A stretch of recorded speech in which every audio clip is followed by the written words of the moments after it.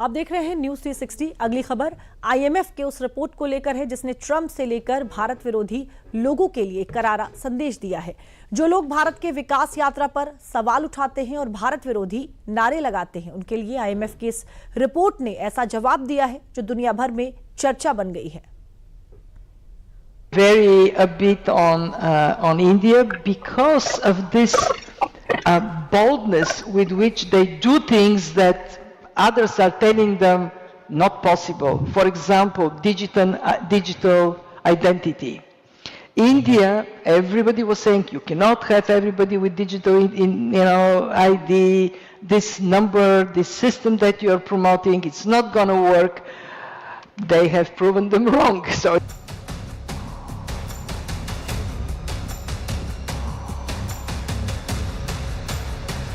जब दुनिया की अर्थव्यवस्थाएं थम रही हैं, जब टैरिफ टेंशन ने ग्लोबल ग्रोथ की रफ्तार को धीमा कर दिया है, जब अमेरिका की ट्रेड वॉर ने विश्व व्यापार के नक्शे पर अनिश्चितता की लकीरें खींच दी हैं, जहां बड़ी बड़ी ताकतें मंदी की मार झेल रही हैं, वहीं भारत की रफ्तार एक्सप्रेस ट्रेन की तरह दौड़ रही है।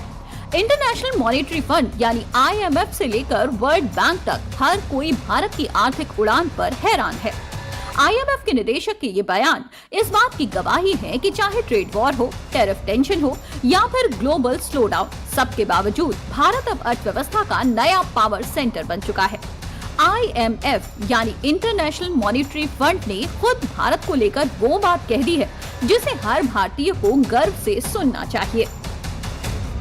Well, India, the most impressive thing India has done is policy reforms. Tax reform, making it simpler, the digital infrastructure, which is public, it allows everybody to tap in and benefit from it. I think India needs to stay that course of reforming the economy and of course, like everywhere else, make sure that the small companies, the entrepreneurial spirit of startups is given space to flourish. ये बयान सिर्फ तारीफ नहीं है, बल्कि भारत के आर्थिक model पर दुनिया की मोहर है। जिस भारतीय अर्थव्यवस्था को हाल ही में अमेरिकी राष्ट्रपति ट्रंप ने डेड इकोनॉमी कहा था, ट्रंप के उस बयान पर IMF के निदेशक का ये बयान करारा जवाब माना जा रहा है। ट्रंप भारत की आर्थिक स्थिति को डेड मानने चले थे, लेकिन खास बात यह है कि आर्थिक समृद्धि की इस लिस्ट में भारत के सामने अमेरिका दूर दूर तक नजर नहीं आ रहा है। यानी मतलब साफ है कि ट्रंप का ट्रेड कार्ड ट्रेड हार में तब्दील हो गया है।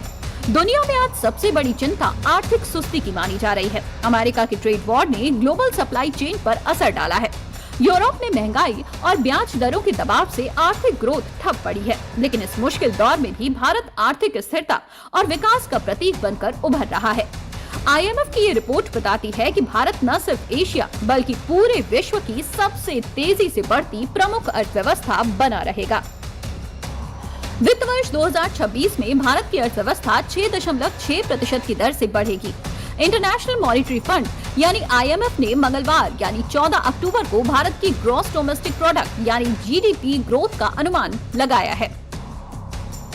इससे पहले IMF ने जुलाई में फाइनेंशियल ईयर 26 में भारत की GDP ग्रोथ रेट का अनुमान 6.4% बताया था। अंतर्राष्ट्रीय मुद्रा कोष की प्रमुख क्रिस्टोलिना जॉर्जीवा ने भारत की जमकर तारीफ की है। उन्होंने कहा कि भारत अब दुनिया की अर्थव्यवस्था का इंजन बन रहा है।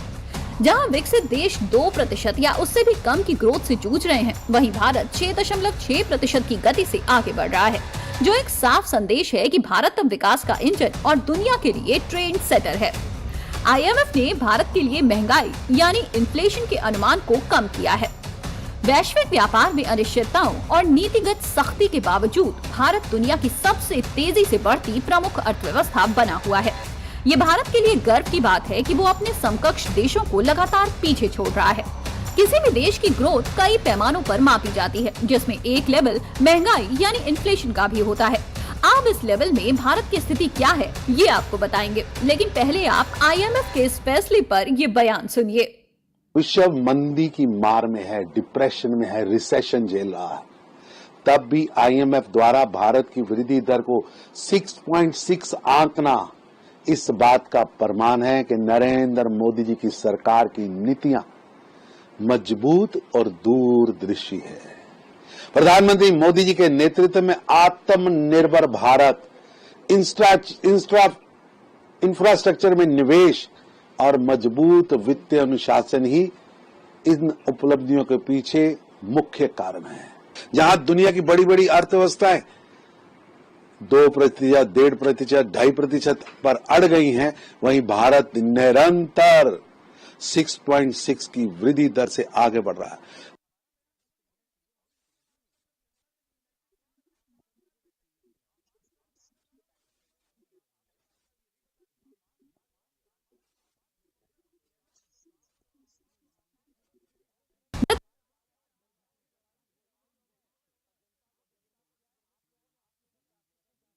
के लिए महंगाई यानी इन्फ्लेशन के अनुमान को क्या बताया, इसको भी जानिए। सितंबर महीने के आंकड़े बताते हैं कि खुदरा महंगाई यानी सीपीआई जो आम आदमी की जेब पर असर डालती है, वो गिरकर 1.54% पर आ गई। ये पिछले 8 सालों से यानी जून 2017 के बाद का सबसे निचला स्तर है। इसका मतलब है कि खाने पीने की चीजें जैसे सब्जियां और अनाज अब सस्ते हो रहे हैं। अगस्त में ये 2.07% थी, जो थोड़ा ज्यादा थी। इसके अलावा थोक महंगाई यानी WPI जो बड़े व्यापारियों और फैक्ट्रियों के लिए मायने रखती है, वो भी सितंबर में घटकर 0.13% हो गई। अगस्त में ये 0.52% थी। अब बाजार में सामान सस्ता मिलेगा तो घर चलाना आसान होगा। किसानों को भी खेती की लागत कम करने में मदद मिलेगी।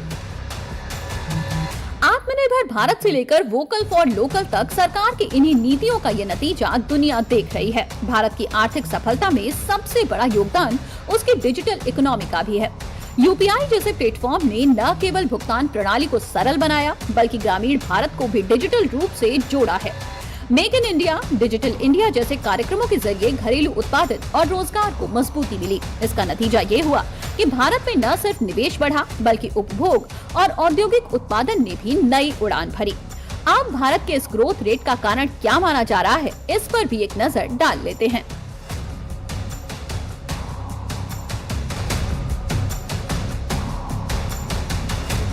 भारत की आर्थिक रफ्तार का आधार सिर्फ बाजार नहीं, बल्कि नीतियों की मजबूती भी है।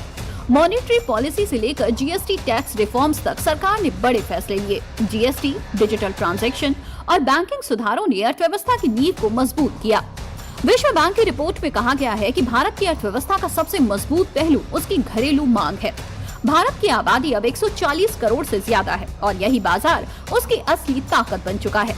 लोगों की आय में लगातार वृद्धि, ग्रामीण और शहरी क्षेत्रों में खपत बढ़ने से अर्थव्यवस्था को नई ऊर्जा मिल रही है। दूसरा बड़ा कारण इंफ्रास्ट्रक्चर पर भारी निवेश। सिर्फ इस साल केंद्र सरकार ने कैपिटल एक्सपेंडिचर यानी पूंजीगत खर्च के लिए 11 लाख करोड़ रुपए का प्रावधान किया है। सड़कों, रेलवे, बंदरगाहों, हवाई अड्डों, डिजिटल नेटवर्क, हर क्षेत्र में बड़े स्तर पर निर्माण हो रहा है। इन प्रोजेक्ट्स ने लाखों रोजगार पैदा किए और आर्थिक गतिविधि को तेजी दी। भारत के पास अब 100 से ज्यादा यूनिकॉर्न स्टार्टअप्स हैं और $1 बिलियन से ज्यादा की वैल्यू पर काम कर रहे हैं। फिनटेक, एडटेक, हेल्थ टेक और ई कॉमर्स जैसे सेक्टर भारत को नई ऊंचाइयों पर ले जा रहे हैं। यही वजह है कि IMF ने भी कहा कि भारत की ग्रोथ यंग डेमोग्राफी और टेक्नोलॉजी इनोवेशन पर टिकी हुई है। भारत सिर्फ आंकड़ों से नहीं, अपने आत्मविश्वास से इतिहास लिख रहा है।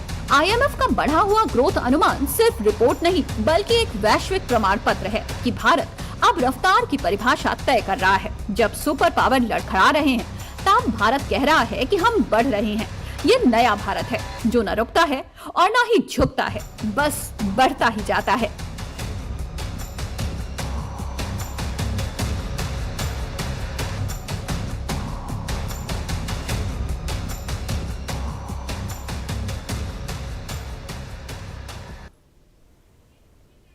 और न्यूज़